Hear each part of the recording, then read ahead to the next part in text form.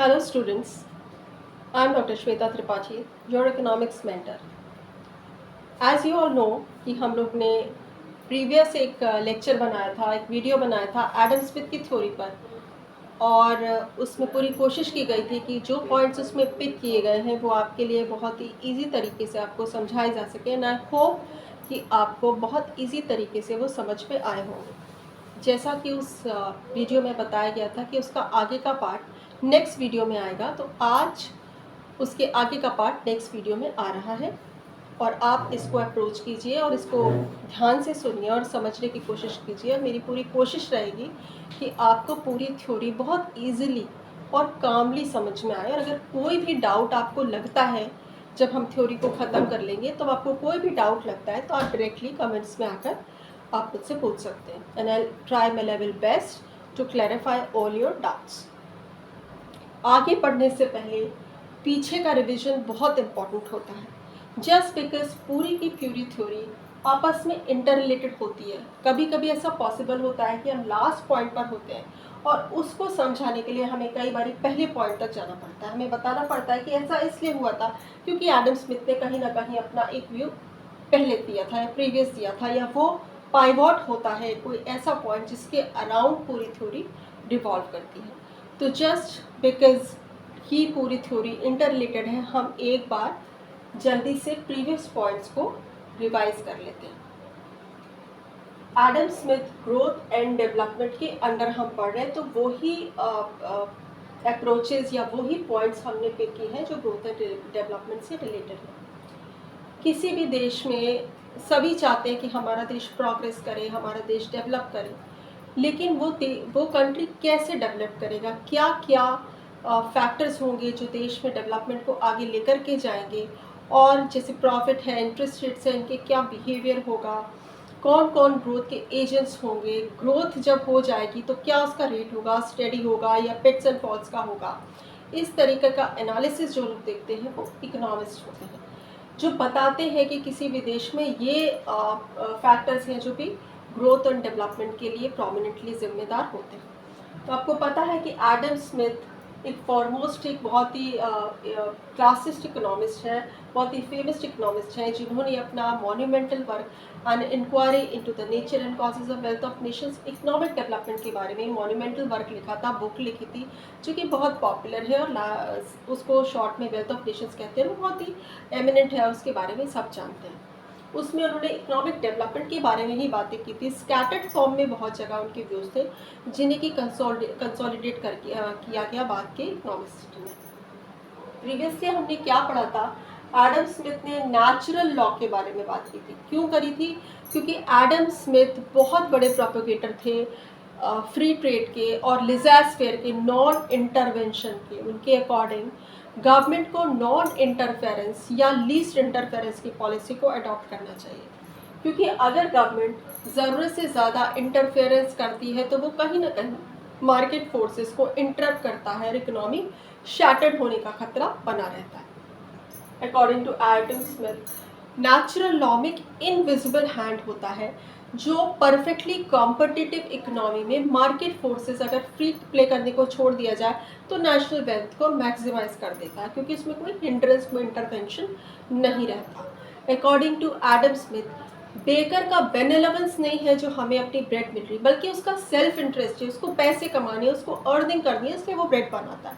तो according to Adam Smith, अगर एक व्यक्ति अपनी सेल्फ इंटरेस्ट पे काम करता है बिना अगर उसको इंटरप्ट नहीं किया जाए, तो सारे लोगों को अगर फ्री छोड़ दिया जाए तो वो भी अपने सेल्फ इंटरेस्ट पर, अपने सेल्फ बेनिफिट पर काम करेंगे और नेशनल वेल्थ मैक्सिमाइज हो जाएगी।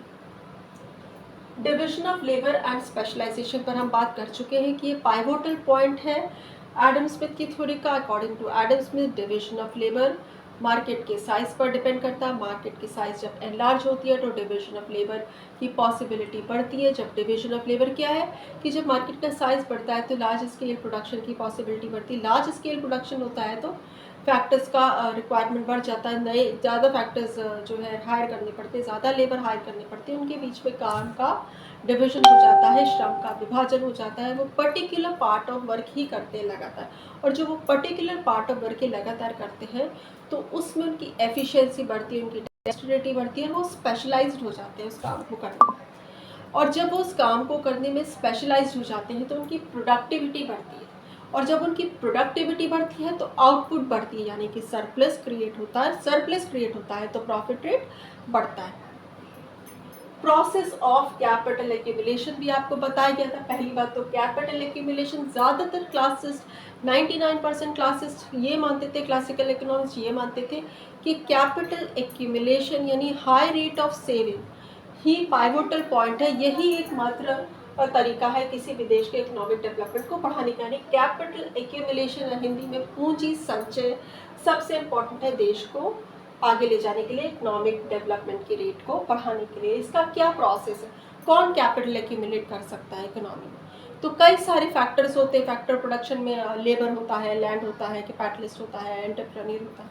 लेकिन अकॉर्डिंग टू एडम स्मिथ केवल 2 फैक्टर्स ही कैपिटल एक्यूमुलेशन यानी सेविंग करने में पॉसिबल उनके लिए होता है, या केपेबल होते हैं, सही वर्ड है।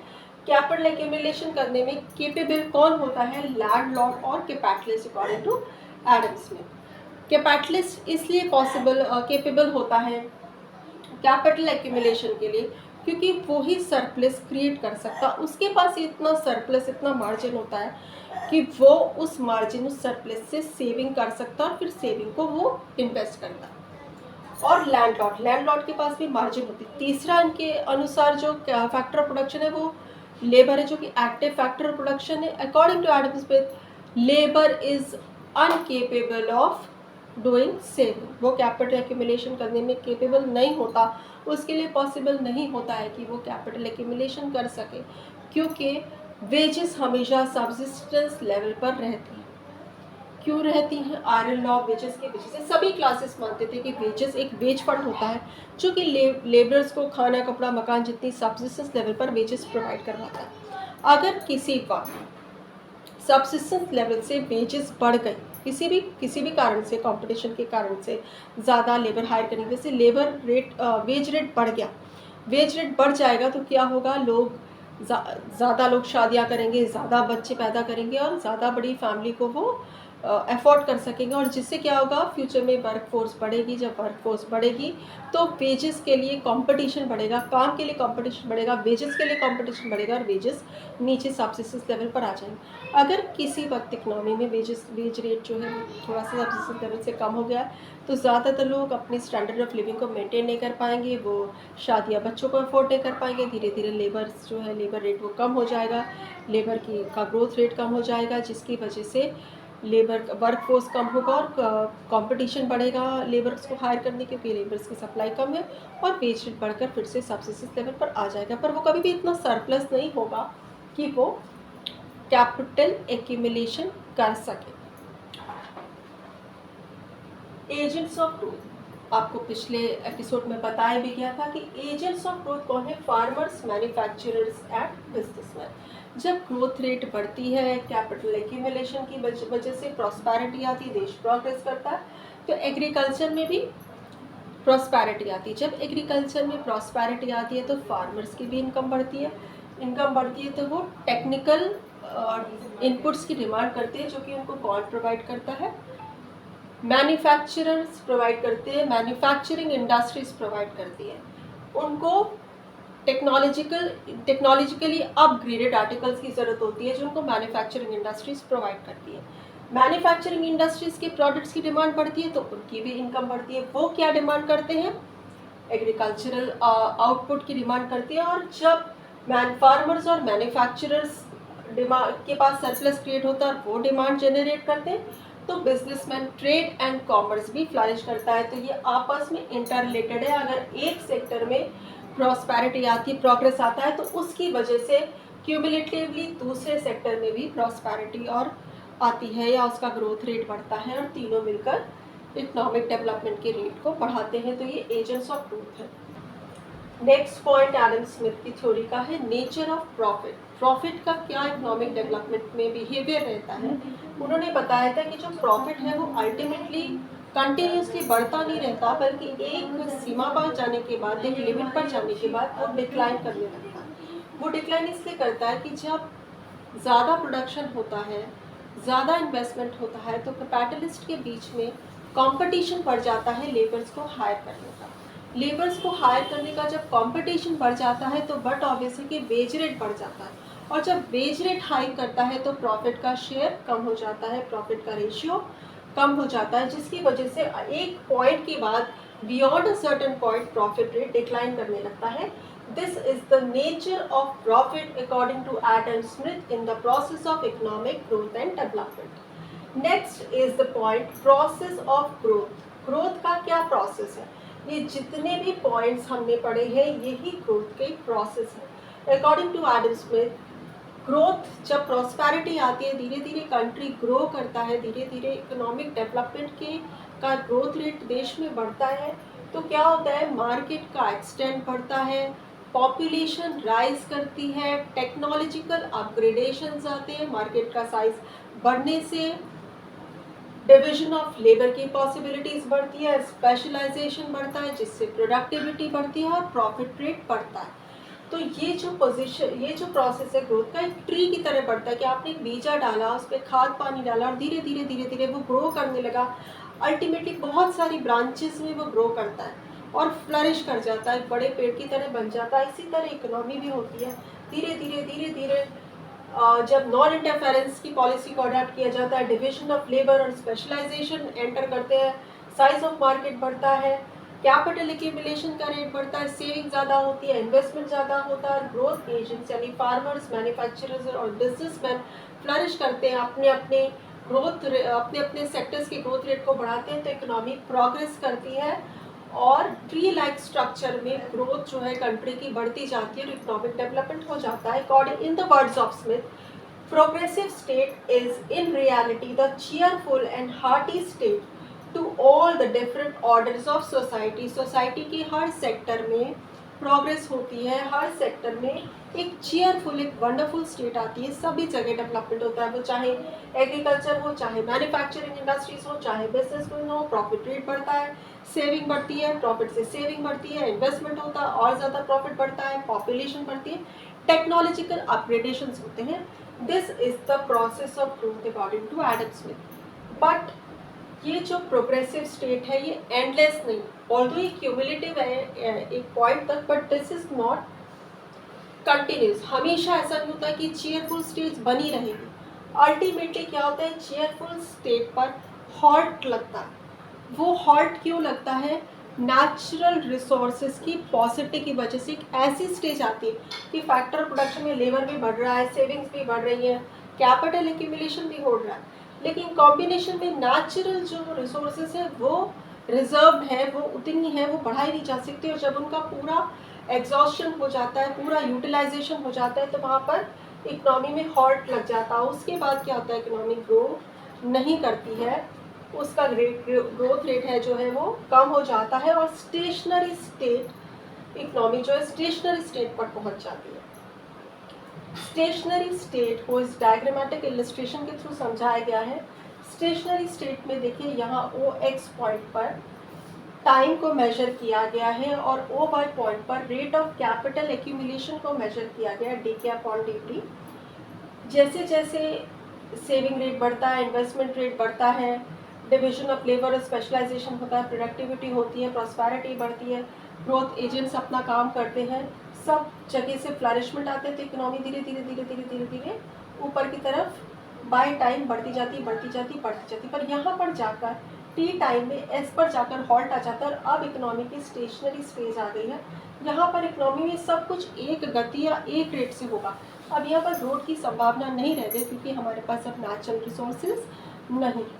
कैरेक्टरिस्टिक्स क्या है स्टेशनरी स्टेट की, ये बहुत इंपॉर्टेंट है। स्टेशनरी स्टेट को अगर कभी शॉर्ट में आ जाए या कभी उसके कोई भी एक कैरेक्टरिस्टिक्स बताने के लिए आ जाए तो उसके लिए आप बताएं कि कैरेक्टरिस्टिक्स क्या है स्टेशनरी स्टेट के। Capital accumulation stop, stationary stage पर आकर कैपिटल एक्यूमुलेशन नहीं रह जाता क्योंकि प्रॉफिट्स ज़ीरो हो जाते हैं, मिनिमम हो जाते हैं या ज़ीरो हो जाते हैं, इतने बचते ही नहीं है कि उससे सेविंग की जा सके और फर्दर उसका इन्वेस्टमेंट हो सके। वेजेस अपने सब्सिस्टेंस लेवल पर रहती हैं, पॉपुलेशन स्टेशनरी हो जाती है, उसका जो ग्रोथ रेट है वो नहीं बढ़ता, क्योंकि वेजेस सब्सिस्टेंस लेवल पर स्थित पॉपुलेशन भी स्टेशनरी रहती है, एक ही गति से बढ़ती है, ग्रोथ रेट बढ़ता नहीं पॉपुलेशन का। No change in per capita income and production, सब कुछ एक गति से होने लगता है, ना प्रति व्यक्ति आय या पर कैपिटा इनकम बढ़ती है और ना ही प्रोडक्शन बढ़ता है। The economy reaches to the state of stagnation, economy में कोई किसी तरीके का डेवलपमेंट या उसमें ग्रोथ नहीं होती, सब कुछ एक ही गति से होता जाता है। इकोनॉमी स्टैग्नेशन की स्टेज में फंस जाती है, स्टेशनरी स्टेज पे, और इसको एडम स्मिथ ने कहा था मेलानकोली या उदासी। इस स्टेज पर आकर इकोनॉमी में क्या हो जाता है, उदासी या पेसिमिज्म या निराशावाद फैल जाता है।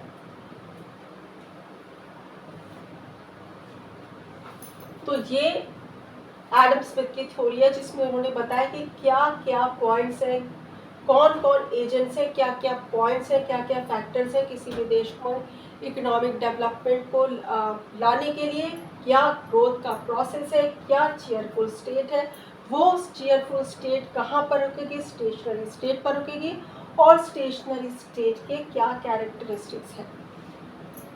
तो अब बेसिकली एडम स्मिथ की थ्योरी हमारी कंप्लीट हो गई है,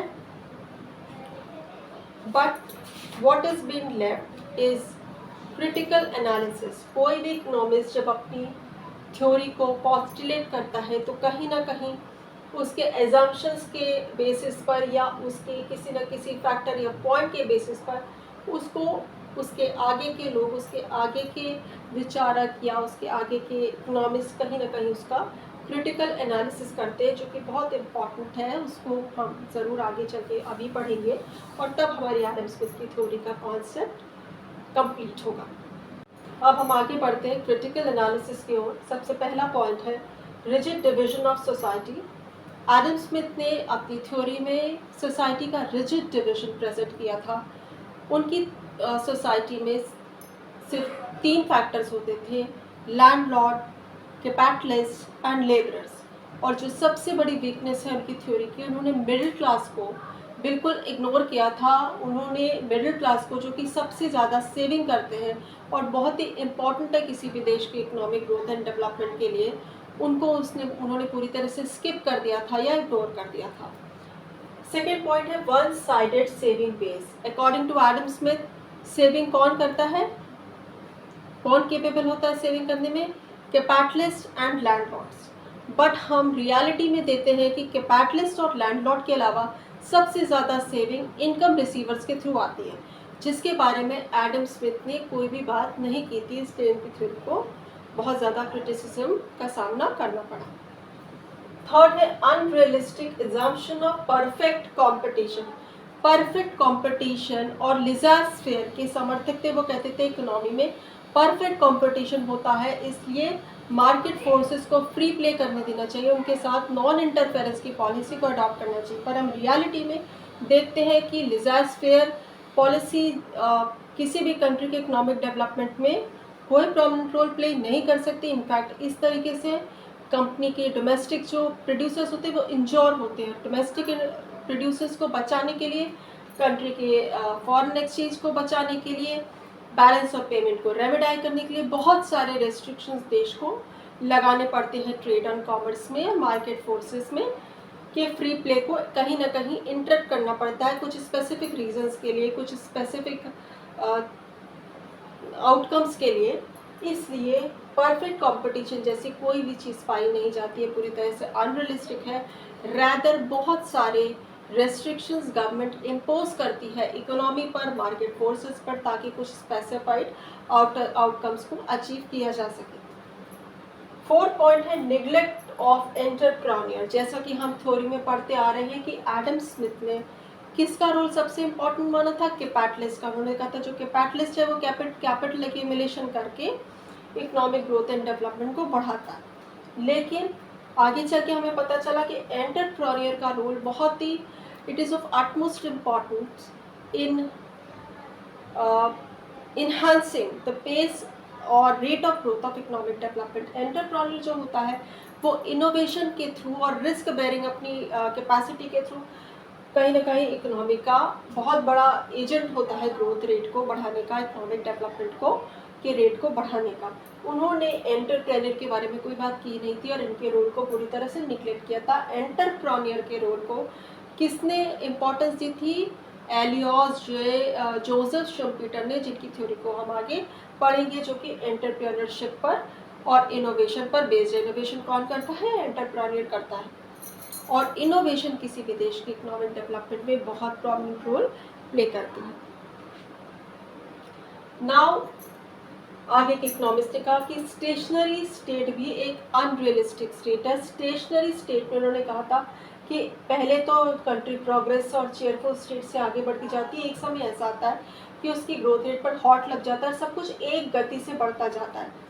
लेकिन बात इकोनॉमिक्स का ये भी अनरियलिस्टिक है, कुछ भी एक गति से नहीं बढ़ता और ना ही एक स्मूथ फंक्शन में बढ़ता जाता है, ना कोई स्टेडी ग्रोथ रेट जैसी बात होती, बल्कि इकोनॉमी पिट्स एंड फॉल्स से, कोई इनोवेशन हुआ यहाँ से यहाँ पहुँच गई, फिर कोई शॉक लगा थोड़ा सा नीचे आई, फिर कोई इनोवेशन हुआ किसी एक्सटर्नल शॉक की वजह से आगे चली गई, इंड्यूसमेंट की वजह से आगे चली गई, फिर किसी एक्सटर्नल शॉक की वजह से नीचे आ गई।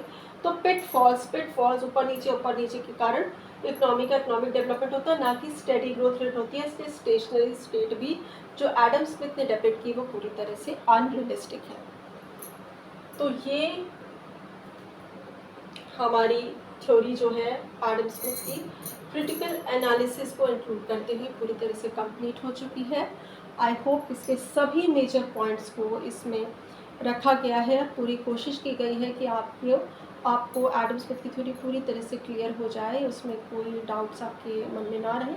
फिर भी अगर कोई डाउट्स हैं तो आप उससे पूछ सकते हैं कमेंट्स में, ना विल, जैसा कि मैंने पहले भी कहा कि मेरी पूरी कोशिश रहेगी कि जो भी डाउट्स आपके हैं वो क्लैरिफाई किए जा सकें।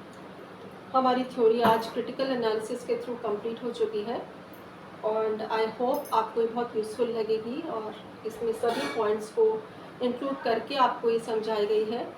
और अब हम लोग इसके कुछ क्वेश्चन एंड आंसर्स आपको प्रोवाइड करेंगे, most common questions, short answer type questions, long answer type questions, जिससे आप जब उन क्वेश्चंस को सॉल्व करेंगे तो कहीं ना कहीं आप अपने को जज कर पाएंगे कि आप कितना सीख पाए हैं, आपका जो लेवल है वो कहाँ पहुँचा है, अंडरस्टैंडिंग लेवल इस थ्योरी को लेकर कहाँ पहुँचा है।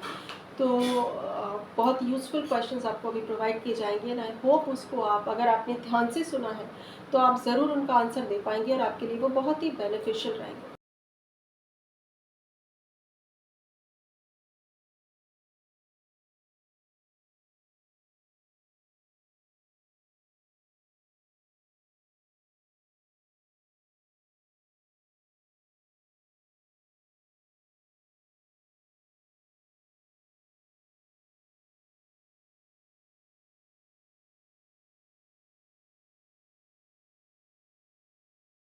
Thank you students for watching my video so patiently and अब हम लोग मिलते हैं एक दूसरे वीडियो में जो कि आई होप आपके लिए इतना ही यूज़फुल और नॉलेजेबल रहे। Thank you, thanks a lot.